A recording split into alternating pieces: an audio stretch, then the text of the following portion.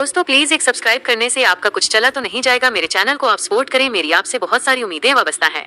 दोस्तों, मारिया की जिंदगी पहले ही अली की अचानक मौत के बाद गम और दुख से भर चुकी है। वो अपने कमरे में बैठकर अली को याद कर रही होती है और उसके दिल में अपने शौहर की यादें ताज़ा हो रही होती हैं।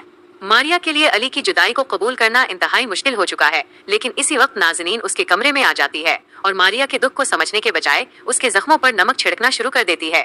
नाज़नीन मारिया को ताने देते हुए कहती है कि आखिर वो इतना क्यों रो रही है, अभी तो उसके निकाह को सिर्फ एक दिन ही हुआ था। नाज़नीन की बातों में हमदर्दी के बजाय तंज और तकलीफ पहुंचाने का अंदाज साफ नजर आता है। वो मारिया को ये तक कह देती है कि अगर वो चाहे तो वो अपनी माँ से बात करके उसके लिए कोई नया रिश्ता भी ढूंढ सकती है।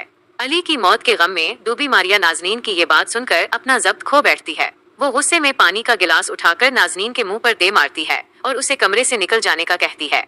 मारिया नाज़नीन को साफ अल्फाज में बता देती है कि वो पहले ही अपने शौहर को खो चुकी है और ऐसे वक्त में उसके जख्मों पर नमक छिड़कने के बजाय उसे अकेला छोड़ देना चाहिए। लेकिन नाज़नीन भी खामोश रहने वाली नहीं होती। वो मारिया को धमकी देती है कि उस हरकत का अंजाम बहुत भारी होगा और जैसे ही शायद घर वापस आएगा वो मारिया की सारी हरकतें उसके सामने बयान कर देगी। दूसरी तरफ हमजा जब घर पहुंचता है तो बिलाल उसे रोक लेता है और दोनों के दरमियान तल्खे कलामी शुरू हो जाती है। हमजा बिलाल से बहस करने के बजाय उसे रास्ते से हटने का कहता है, लेकिन बिलाल गुस्से में आकर हमजा की गाड़ी का शीशा पत्थर मारकर तोड़ देता है। हमजा अपनी गाड़ी का शीशा टूटा देखकर शदीद गुस्से में आ जाता है और बिलाल का गिरेबान पकड़ लेता है। दोनों एक दूसरे को धमकियां देने लगते हैं और देखते ही देखते मामला हाथापाई तक पहुंच जाता है।